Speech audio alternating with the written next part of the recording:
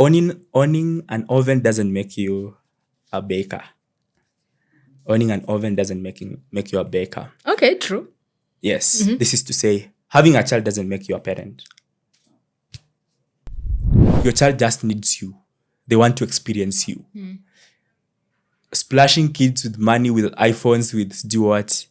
It's not you're not like using that to shortchange your parenting responsibility. How many of you your child realizes when you don't have money versus them realizing when you are angry?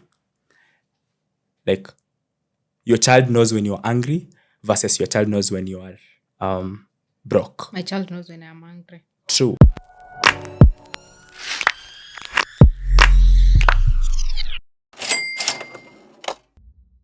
Hi guys, welcome back to Real Talk with Nikki. My name is Nicole Nyokabi and we're on road to 1,000 subscribers. So please subscribe.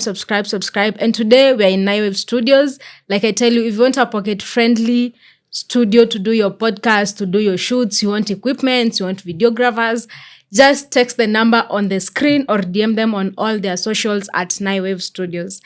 And today on our show, we have a very interesting guest.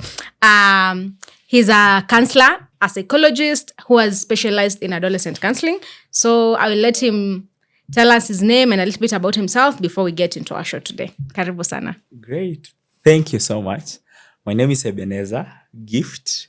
I'm a counseling psychologist and it's a pleasure to be here.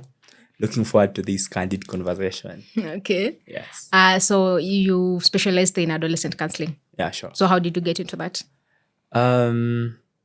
First, I got into that by chance, in the sense that getting into counseling itself, I knew this is something that I wanted to do. I have a background in something else.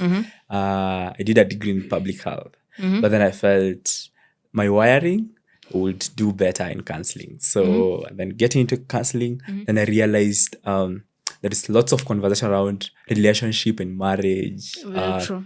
You go online and you find them. But then you realize there's a lot of formation that happens during this teenagehood and adolescent. So why not look at this gray area or this space that has not been exploited? And so far, it's an amazing space. Are you feeling like you're creating the impact that you wanted to create when you are going into the field? Yeah, sure, absolutely. Like this week entirely, I have been having speaking engagements in churches, schools. This morning, I was talking to Alliance girls. That's nice. Having a session on life skills. So yeah, sure it is. So who qualifies for adolescent counseling? Who qualifies for adolescent counseling? Yeah. One who is passionate about it and then also getting the skills. Now go to a class. I told you I had a background in public health, but then I wanted to certify passion. We have so many people who call themselves counselors, but nothing. Even in church counseling and everything. And all they're telling you is don't do. Let me use an example.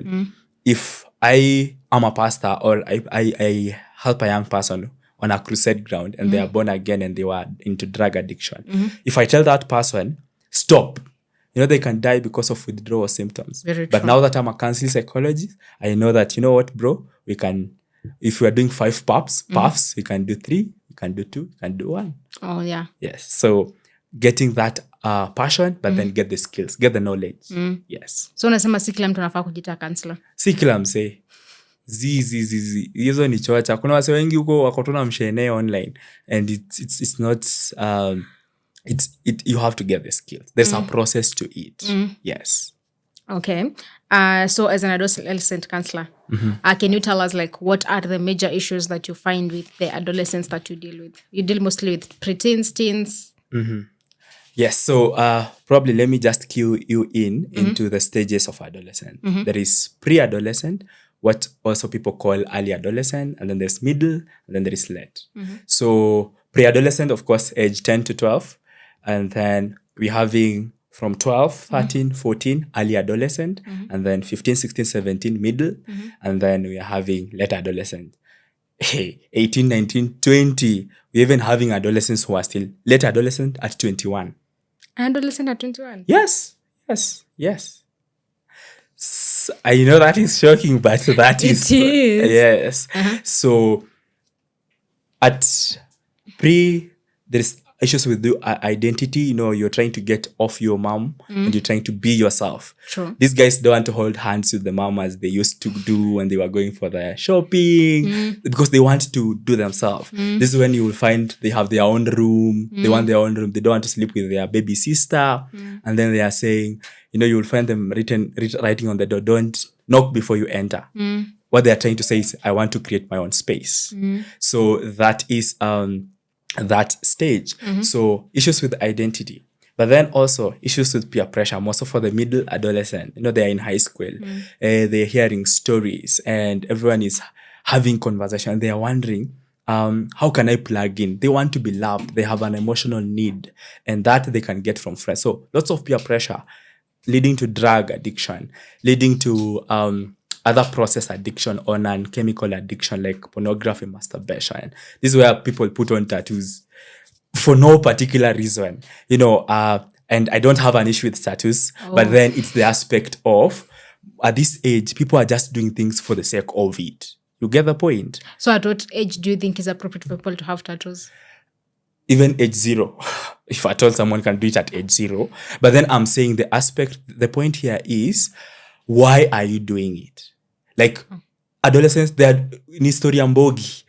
Kweli? Ni ile sijui tunaenda kafo, nini msi hata anafaa ya kufika kafo, anavaa tu Crocs anatoka.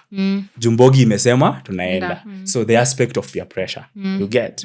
And then sexuality, that's the elephant in the room. They're asking themselves, the things God has given me. When you are at a preteen, you don't have the feelings you have.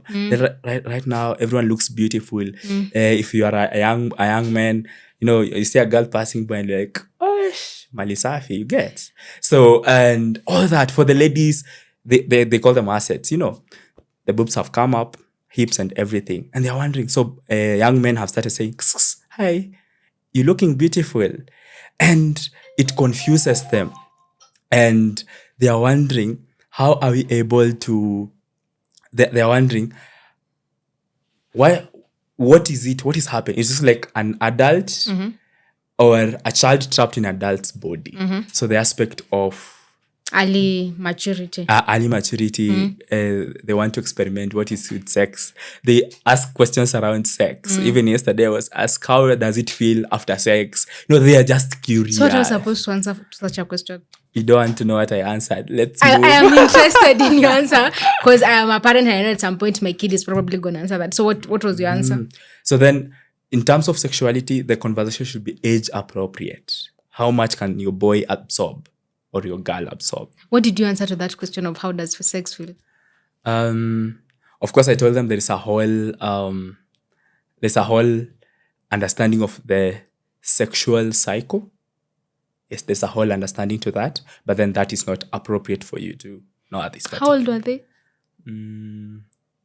13, 14. 13, 14s. They're the people who are getting, like, if you go to most hospitals, you'll find teens around 15 getting pregnant. So why do you think that is not an age-appropriate topic for 13, 14 years old? It is age-appropriate. Actually, the session was on sexuality. We were handling sexuality, stages of affection and everything. But then for this particular one, then this someone that wants like me to explain like a pornographic scene, kind of. Let me use that because it's a plenary session. So how do I even explain that to them? So my question will reserve it to, you want to know how it feels? You'll get to know how it feels when you get there. But don't you think with that answer umempatia curiosity ya kwenda kujaribu? Wow. Yes, of course, at that age, curiosity is at the highest level. But one of the things that I do is I give appropriate information, be it in church, be it in schools, be it in community. In Cuba, we are doing that with Angaza Foundation and all that.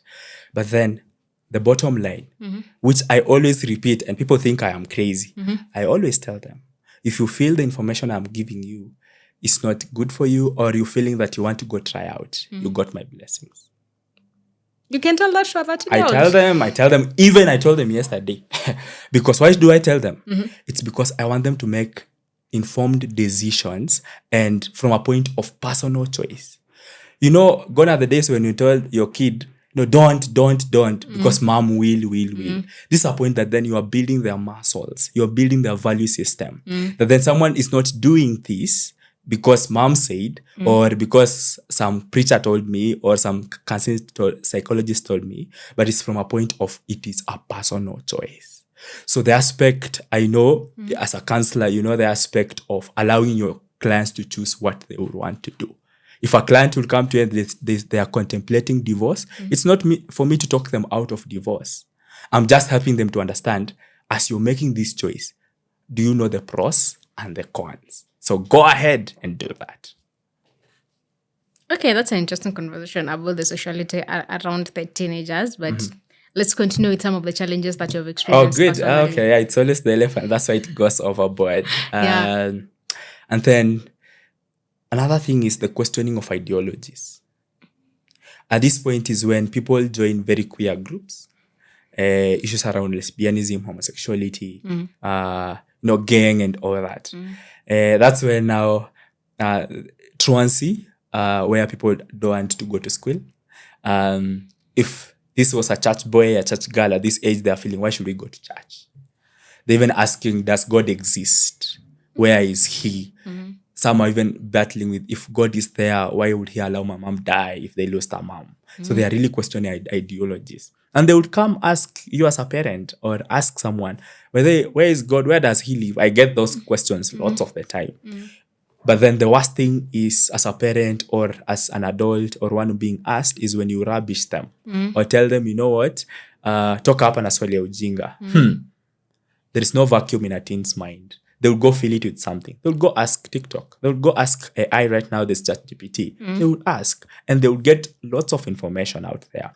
So on ideologies, as a parent, as a teen's worker, or even as a friend to a teen, then the thing is, are you able to give appropriate information? So on the ideologies, that's ensure you're giving appropriate information. But lastly, on the aspect of some of the things, issues around relationships. I told you they're trying to find their own identity as a person. True. So this morning we are having conversation, and they will tell you how the conversation around the use of social media. But then they were telling me how they have issues with their parent every other time because mom feels I stay a lot on my TikTok. I stay a lot on my phone. So you see, they start straining relationships at that point. So parental relationship become a little an issue. Most of the parent doesn't know how to communicate to them. So at this point, you need to make rules with them and not for them. So you sit down with the kid and make rules? Yes. That if you want to put a curfew, for instance, ask Nicole, let's assume Nicole is the teen. You're this age, you will want to go out or hang out with your friends. What do you think is the appropriate time to come to the house? They will say 9 p.m., 10 p.m., 11. And you're like, okay, what do you think happens? You were out there, you didn't tell me you're gone, and it's 12 a.m. and you're stranded. Let them think through. And then come to a conclusion. What about we do a 7 p.m.? Do you think that is harsh? They say, but mom, you see, we can get late and everything. Okay. So we agreed 7 p.m. But if you get late, can you text me? Tell me, mom, I am here. I am late, but I'll be on my way. So you see, when you're coming up with that rule, it's not your own personal rule. It's not your personal curfew. The teen knows that, mom, it's a collaboration. We agreed this. So when they are going against it, they know it's not, they will even apologetic because they know we made this. But what do most parents do? No phones, no going out, no. Hey, and then you go to work. Okay, so the kid you go and then they leave. Then they make sure they come before you come. Okay. So since you brought in the parent conversation, at what age or at what point do you as a parent know that your kid needs to go and see a counselor or your kid needs this? Because as much as we were brought up by an older generation, sisi tulisetiwa rules. Like ulikuwa unaambiwa fanya hivi. So right now you're telling us that you're supposed to bring up a generation where we let them make the rules for themselves. And that's a little bit hard for every person who's, as a parent, I know that's a little bit hard because that means I would have to sit down and restructure my whole parenting because I'm like, okay, I let my kid make the rules at some point. Kwa sababu kuna rules zingine you're like, ata mimi, for me, that's a little bit strict. So as a parent, when do you know that this is what I need to do with my kid, or at what point do you know that, is it, kuna zile behavior, like me when I was a teen, I was a very stubborn teen. Okay, I'm so sorry. Every time I'm usually like, I'm so sorry to whatever I put through my family through. But at what age or at what kind of behaviors do you know that now at this point, my kid or my teenager needs to go for counseling or needs help? Okay. Let me circle back. We are not allowed the teens to make decisions for themselves, but we are making the rules with them. You get that point? Probably we'll get to that point. We'll get there. No, I'm understanding the point of sitting down with them to make rules. But you also know reasoning with a teenager is very hard. You are once a teenager. When you are that age as a teenager, do you think you'd sit down and reason with your parents? Because everything your parents say is like them making rules for you. So you resist whatever they're saying. Sure. So how is that going to work? I'm resisting to whatever the parent is saying. And I, as a parent, also want my kid to have the freedom to know that they have a freedom of choice. So how is that supposed to work? Communication. How have you been communicating as early as you see? Probably you go to the malls and you see probably a 4-year-old and a 5-year-old, and they want to pick something from the supermarket, and the mom is like, "No, Johnny, stop!" And then the kid stops, and then on the contrary, you will see another kid, probably Jaden. He picks something on the shelves, and the mom was like, "No, Jaden, stop!" And Jaden starts throwing tantrums. So this is the thing. What I'm saying is, how have you started this conversation at a very early age? Have you allowed this kid to express themselves? Do they know that the reason why we have rules is because mom loves me and not because mom hates me? I had that conversation with an older generation when we were talking about something about my kid, and I was like, for me, most of the time I let my kid decide what he wants to have for dinner because I don't eat that much. Okay. So, and then they were like, oh, naitikia mtoto wako control. So you see, that's a very different conversation being a Gen Z parent dealing with like a Gen X or a millennial parent. So there are still millennial parents who still have young kids. So how do them as millennial parents introduce that conversation of, or that mentality of, it's time for me to let my kid help me make decisions for themselves as young as they are? At age 6. At age 6. And it is easy to turn down everything. Let me use this example of this young boy. Jaden, we need to go to the supermarket. But let's agree. What do you want to go pick? Jaden tells me, Mom, I would want to go get crepes and maybe juice. Has he not communicated? He has. He has. And then as a parent, I communicate. So, Jaden, should we agree that if we get to the supermarket and see something else, you should not pick? Jaden says, yes, Mom, but, oh, Mom. And we're like, no, I don't have the money for that. You agree prior. And that is settled. So when we are getting to the supermarket and Jaden sees something and he's like, Mom, I want this. You are like, Jaden, don't you remember the conversation we had? But imagine we are in the super, we didn't have the conversation before. And then picks. They will just feel like we were denying them. But when you had the communication prior, it's easier to you, even for you to tell them no, and they won't feel offended because you agreed. Those were the terms and conditions, and you have fulfilled part of their deal. You still buy them crepes, still buy them the juice they wanted, but then you had agreed prior, and now you're just implementing what you had agreed. That works for some kid. Like for me, I know it works with my kid because as we don't decide what you want, we decide we're going to the supermarket. How many items do you want? I won't ask you what you want. You want 4 items. You only get to pick 4. And we count with you. Ukifika 4. But I have a friend of mine who is a parent and they will agree with that. Na mtoi, tutoka kwa nyumba unachukua vitu. Ina. But then when they get to the supermarket, the kid is like, but mommy, I don't want that. I want you to buy me that. And the mother will still be like, ni sawa, chukua tu. Because atake mtoto wake akos tantrums. That is maybe where now we start getting off board. So kids will test boundaries. They will. Yes, if you tell a kid don't touch this particular thing because it's hot, they will go touch. So when they touch, allow them face the consequences for that. Achomeke. Of course, I'm using that analogy to just tell you that expose them to consequences. Don't avert the consequences. That if you told them, don't play in the neighborhood, or usiende kwa kina nani uniwachokoze, and then they went, and then wakapigwa. What do most parents come? You go and yell, you bebeleza this one, and go yell at the other kids. But what you're doing, you are averting the process of choices and consequences at that early stage. So the kid will be doing things, alafu anajua mama atanitetea. But imagine, ameenda amepigwa, alafu mwambia nasi nilikukataza. Sasa si unaona kaa hapa na usiairudi huko.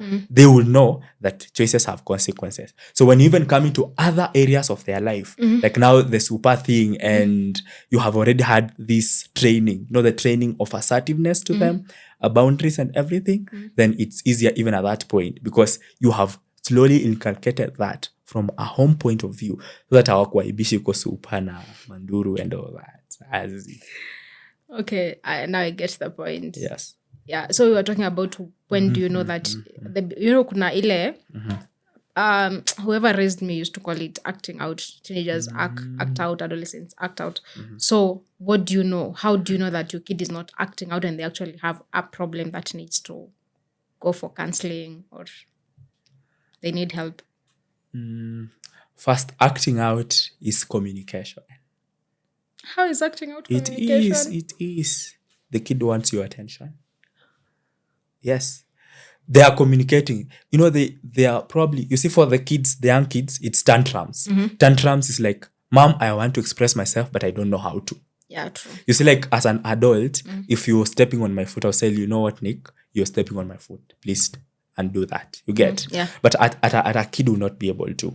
Now come to adolescent. Acting out looks like, I want to communicate to my dad, but my dad is this CEO and anaheshimika and akikohoa. Those dads when akikuja ni kiti kwa mguu, mguu kwa kiti and all that. So acting out is that I am communicating. So I want you to see me. I want attention. I want you to listen to me. So it's the parent to be able to create an environment. And that is what I tell parents. Ensure you're creating an environment that your kid can be able to tell you anything that they are going through. So acting out could be one of those things that you see, but you can handle that internally first. Or even you as a parent, you may need to go for counseling. Because, totally sure. Some of the things that kids bring to me, I actually tell them, the teenagers, can I see your mom? Or after, consent, an under 18 cannot give consent. So it's the parent that has to give consent. Yeah. So when the parent has given me consent, I have seen the teen. Later, some of the things that are arising, of course, keeping confidentiality to some level, I tell the mom, you know what, mom? You may need to change your communication. You may need to handle this. And there are good parents that really... Now that you've brought up confidentiality, okay, as a counselor, I understand what confidentiality is. But don't you think there's like conflict of interest when it comes to confidentiality with an adolescent? Because I'll probably come and tell you something as an adolescent. I don't tell my mom. But for you to be able to help me through that thing, you have to tell my parents. How does that work? Not entirely everything. There are times that it is confidential. You tell me, don't tell mom, and I won't tell mom because whatever we are handling, we can handle it without including mom. You get. For instance, let me say a parent has brought me a teenager because they are performing poorly in class. So while I do exploration, I realize the reason why this kid is not doing well in school, it's because they are being bullied or in school. And now the kid has told me, don't tell mom. But you see, the mom brought them to session because they want them to improve academically. For them to improve academically, they must have a good study environment. True. So you see, for that particular case, I may have to involve the parent. Even probably now the conversation will go to the teacher. And now to be able to ensure that environment is well for them to prosper. So how do I tell the kid?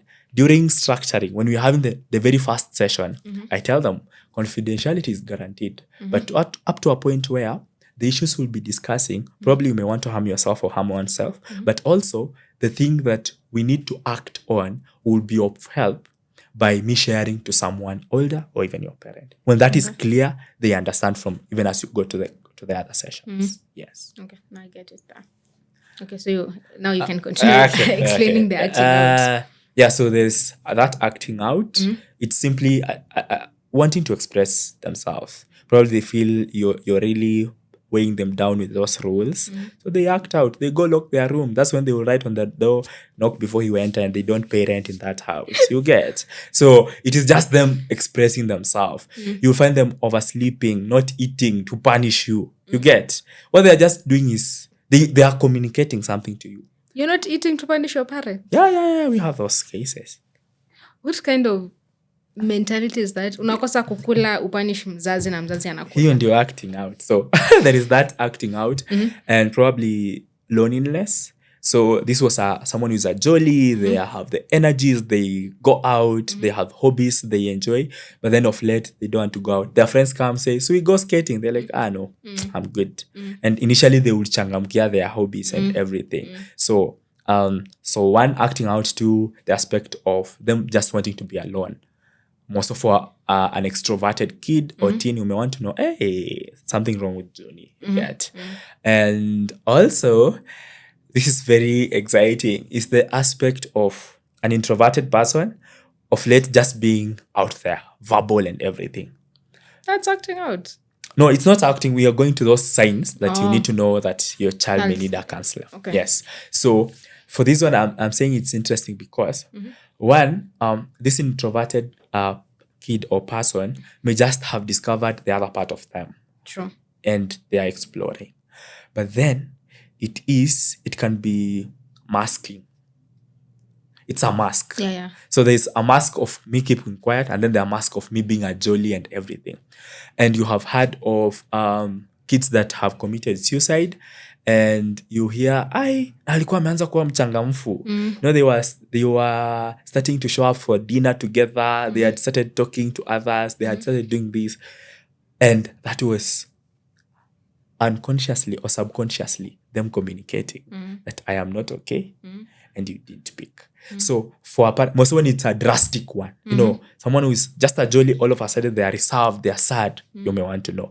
But also the aspect of they were quiet, then all of a sudden they just all over, they are verbal, you may want to understand, hey, what's up? Get to understand. So that's also another telltale sign. And of course, it will be now others may have now started engaging in drugs and everything. They won't tell you. So you just find them being a little bit more conscious when they are around you. So utamuita, and then they will take time before they come. Initially, they will just come immediately. So they are maybe probably kujipanga before they come. Maybe they have done a puff and they want to ensure they mean to act. So they are looking at, hey, are my lips, before they come. So you just be aware. But then the good or bad thing is probably most parents are not available to be with the teens. So when when push comes to shove and we realize, it's too late. It is too late. Suicide note has been left behind. And then you start going back, you realize, hey, kulikuwa na signs. Yeah. So you're telling parents, as much as you're busy working, you should also have time to check on your kids and how they're doing. Totally okay. A free advice to parents, you will pay for this, but this is free if you will watch this video, and I tell every parent when you're having parent session, ensure as early as this, and for parents to be, ensure if you may not have the morning round, ensure you have the evening round. Let me explain. Oh, I know what a morning round is. Yeah, you know. Because our lecturer used to make us do it every day in class. Ulikuwa unaingia class unasikia 15-minute round. I still hate those rounds. Please don't hate them. No, because, okay, not to say anything bad, but most of the time I feel like these rounds are so intrusive. Like you're just there and then your lecturer is like, how are you doing? Okay, I hope my lecturer doesn't watch this video. I used to make sure I was 30 minutes late to class so that I don't do the morning round. Because what do you mean? I tell you I'm okay and then you're like, okay, how are you okay? Don't tell me about how you're okay. Tell me about what you're feeling. Do you know the meaning of... Totally okay. I know. That's and vulnerability is strength revealed. Being vulnerable, it is you're strong, but I am willing to open up so that I get help. Totally okay. So let me go back to my morning round and evening round. So for a parent, a morning round will look something like you wake up together. Probably you have time on the table for breakfast. Get to know, hi Johnny, how are you feeling? Did you sleep fine? Is there anything that, no? What is your plan for the day? Like it's an easy conversation. In the evening, and I'm emphasizing on the evening because it's the closure of the day. True. When you are closing the day, get to know. And you can even know from a 6-year-old who went to the grade 4 or something. Shule ilikuwa aje? They will tell you, my best friend was there. the teacher, we learned, we drew, they will show you. You are able to get the issues they had in that day. If something changes, the kid will not mention the best friend. They may not even mention that teacher. Then you may realize kuna tu vitu tuna change. Even for this teenager, create an environment and start early. Don't wait for them when they are teenagers, because you say there is the continuity theory. Whatever was happening just continues. True. So for a parent who is a parent for the teenagers, ensure that you're having this conversation. Start it. I know it might be tough. At first it may feel strange. Mama nataka kujua nimeshinda aje. So simply as asking Nicole, how was your day? They will tell you, mom, leo nilikuwa tu nimeshinda poa, nilifanya chores, alafu nikasoma kiasi, and then nikawatch, and then nimeanza kuprepare supper, and I'm good. Dad will share, my day was frustrating. There's this intern who came in late, and all that. What you're doing is you're bonding. And after everyone has shared in that round, you allow the family members to share give something. Feedback. So someone will say, sorry so much, Dad, for having such a hectic day. Dad is also knowing that I have somewhere that I feel warm. But according to what I've learned and according to what I hear in conversations, men are not that vulnerable to open up. So for a man, you cannot tell me you grew up not being vulnerable. You grew up in a society where men are not allowed to air their feelings, they're allowed to air their opinions, but not allowed to talk about their feelings and all that. So how do you expect a man who has grown up with such an environment to come down to a family setting where he's kind of forced to open up when he's not used to doing that all his life? Yeah, it's said it is hard to teach an old dog new tricks. True. But it is not impossible. It's hard, but it's not impossible. So if we communicate this in love and empathetically, and knowing that the reason why we are championing for people being vulnerable, it is not for any bad thing. It is for your good and the good of your family. There are people that you have had cases, a dad commits suicide, no one knows their bank accounts and everything. The entire family ends in poverty. But this dad had assets, and it ends up into the unclaimed assets and just sold and whatever. But imagine if we would have these consistent, age-appropriate conversations. It would really help. But even so, for the kids and the teenagers, a kid will tell you, let me say those two young ones, you give them a room. They will tell you, no, mom, sikupenda vile nilitanika kitanda na ukakuja ukakalia. So what they're telling you is what I would want boundaries. And personal space. So don't just be coming into my room and start saying, hey, sasa hii boxa umeanika hapa. You're making them ashamed. And at times parents say it when kuna wageni, and we think sasa tumwaibishe ndiye ajue. Atikuja uonyeshe anti nani report card. I know. Alafu unaenda unapata muonyeshe chemistry 0, kwani hujui pipette, hujui sijui nini, and you think you're helping them, but you're just pushing them away and away. So you're saying the shaming aspect is not really a healthy one. It doesn't work. It doesn't work. If this kid is going into probably addiction, and let me use the example of addiction because it's profound. You see why addicts keep going back to Mama Pima and every other time? It's because they have found love there. Uko anaitwa Babes, anaitwa King, mheshimiwa, chairman, mwenye pesa. Kababa. Wewe uko the wife or the mother or the whatever, at this other side, you call them mtu wa kuharibu pesa, mtu bure, mlevi, haujielewi. Those words are just pushing them. And that's why an addict will wake up, waende watoe lock. Hata si necessarily anataka kutoa lock. Anaenda kuitwa kababa, anaenda kuenda kuambiwa huko mwenye pesa, chairman, sweetheart. And those women, Mama Pima, they have learned the art. They are so good. They are so good. Are you talking out of experience? I am a counselor, so they are so good. They have learned the art. And that's why nyinyi mnamuita mtu mpumbavu, mtu ambaye ajielewi, huko yeye ni sweetheart, yeye ni chairman, yeye ni mwenye pesa. Wewe utaenda wapi shwali? It's human. We need to love. We need to be loved. We would go there. So shaming doesn't work. Most of someone who is struggling with something, reminding them constantly, this is who you are, doesn't help. What if they will see that I'm loved? That brings me to a point of even delinquent youths. Someone who said something very powerful. You see like right now there's DCI and there's the wanted. Wanted. Someone said something very powerful. What if we wanted them before they became wanted? I will explain. What if we wanted them before they became wanted? The reason why they are wanted, it's because we refused them. So you're saying abandonment issues is one of the major causes of people wanting that attention and love from I didn't feel loved at home. I didn't feel loved. Nikapata mbogi. Ibogi ni wasewa kupigwa wase nyongole and all that. And uko naitwa mse mwenye form. So you say I'm loved huko. So my parents didn't want me, my church didn't want me, other good people didn't want me. And then the society they rejected me, and then I found somewhere. And then I become a criminal, then now you want me. What if we would want them prior before we want them? So nasema if we deal with abandonment issues, we can reduce crime. Absolutely. Yeah, that's a nice theory. It's a nice ideology. I never thought of it that way, but kind of makes sense. Okay. So what do you think is the impact of people letting their kids make their own choices and going for adolescent counseling and helping their kids be able to be more self-aware? What do you think it will be the impact of that in the society that we are bringing up? Because I am sure in your society or when you're growing up, you do not grow with whatever you're telling us here. So what do you think is the impact of whatever you're telling people in the new society that is coming up? First is to acknowledge there is no school of parenting. Too bad.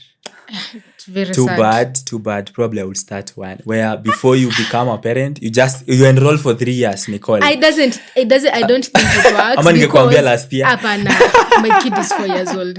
No, I don't think it works because as a parent, kuna zile vitu naambiangwa, me mostly, I'm not saying, I've read parenting books. I'm not gonna lie. When I got pregnant, I read parenting books. I read parenting journals. They don't work. Because kila mtoto anakujanga ni very different. Totally, okay. People used to tell me, when your kid does this, my kid is the total opposite of me. The way I'm bringing up my kid is the total opposite of how I was brought up. Right now, if you piss off my kid, atakwambia. And most of my friends know. If you do something, my kid will be... You're very bad. You've made me sad. And then my kid will comment. Me, I didn't know that. Me says, as grown up as I am, is when I'm being able to communicate my opinions to my own parents. But right now, my kid knows that. And a lot of people will give me the criticism of unalea mtoto vibaya, you get. So I'm saying, no matter how many parenting books you go for, how many parenting classes you go for, every kid is different. Totally okay. And even the Bible says, bring up a child the way they should go. And that has two connotations. The way they should go, the way you as a parent think they should go, but then the way that they are unique that they should go. Yeah. You get that? Two analogies. So the aspect of knowing better is not necessarily so that you use a template. There is no using a template. And I even have people who say, your relationship should look this way. There's no template. We are unique. That's why we are marking scheme. And that's why we have different fingerprints, the 8 billion of us on the globe. So the reason why you will go for a relationship and marriage seminar, the reason why you go for a parenting seminar, a teen seminar, is just to know better. And if you know better, then you can contextualize that information for your own child. You get the point? So for a parent out there, know better. Those books, get the information, but then contextualize that for your child. What works for my child? So customize whatever works for whatever. Your child. Even whatever we are saying right now. I don't want you to consume everything that you have and say this is the Bible. No. Get what you have told, customize what works for you. And the thing is, slowly by slowly, knowing better, doing better, we're able to change a society. So for the parent out there who is struggling with a teenager and you're wondering, ni waste pesa and everything. The thing here, do you want to waste money? The feeling of you're wasting money, or you want to waste a destiny? Okay. So the conversation here is not beyond the amount of money your counselor will charge you. The thing here is, do you want to leave behind an inheritance of a child that even if after you have long gone, people will be like, Mzee so-and-so did an awesome job. We have his son here. So it is, I tell parents, and I run a teens program, and I tell parents that any investment in your child is not wasted. it is not. And a parent will say, what if I'm investing, nothing comes out? Totally okay. You have done your part. The worst thing is when push comes to shove and you have had those parents that cry, I wish I would stay longer. And you have had that, even celebrities, when some of them die, and the parent comes and says, no, I was a busy person in the entire life. I wish I would be there. And even others confessing, oh, money does not matter. It's the time you spend. But it is too late, honestly. So any investment you make in terms of into your child, signing them for that holiday program, that life skills and mentorship program, allowing them to see a counselor, it is not wasted. And you don't have to bring them to counseling so that when they have a problem. Let them come experience counseling. There are things that we do in counseling. Let's say, for instance, self-awareness. Self-awareness itself just helps you to be more aware, be a communicator, be able to set boundaries. So take your child to don't wait until they have issues. And probably when they go for counseling, just for the sake of experiencing it, they will learn some things and you will be able to prevent before you come to the cure point. Okay. That's an interesting analogy. I'm going to keep that in mind. So you've talked something about you do teen seminars. Yes. You've said you do teen seminars. Yes. If someone is interested in bringing their kids to teen seminars, where would they find you, or how would they communicate to you? If someone wants to bring their child to counseling, how would they get you? Okay. So on social media, I am called Gifted Eben. GIFT. Gift Ed. So one who is gifted, and then Eben, for short form for Ebenezer. 0729440874 is my number. 0729440874 is my number. And you can call, share, and we're able to book in a session. But then the tips program is running. We are having a dinner on 29th for the parents and teens. So this is you as a mom coming with your daughter. Imagine wearing that dinner dress. That's nice. We're looking forward for a good time. And then also we're having a workshop, our virtual workshop, just to help. Teens are at home and parents are also busy. They are looking money to give to these kids. Yes, so we're also just helping them to develop life skills. So again, if you call the same number, 0729440874, you have inquiries, we would always love to serve.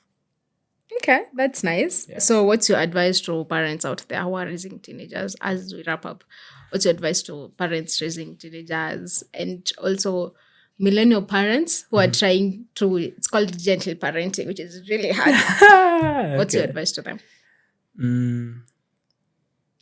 Owning an oven doesn't make you a baker. Owning an oven doesn't make you a baker. Okay, true. Yes. This is to say, having a child doesn't make you a parent. So simply, I am saying, you need to take a break. Simply what I'm saying is, as a parent, be intentional. You may own an oven, but if it's just there, you are not a baker at all. You may have used millions to get that oven. So, a parent, be intentional in understanding your parenting style, being able to learn, continuous learning. And I have said there is no grade A parent, but then it's a parent who is striving to be a better parent by knowing better, by doing better. So, please go and learn how to bake by getting to learn how to parent. But for the teenagers, they need you more than they need your money. They need your time. I asked parents at some point, just ask them, how many of you, your child realizes when you don't have money versus them realizing when you are angry? Like, your child knows when you're angry versus your child knows when you are broke. My child knows when I'm angry. True. That says your child just needs you. They want to experience you.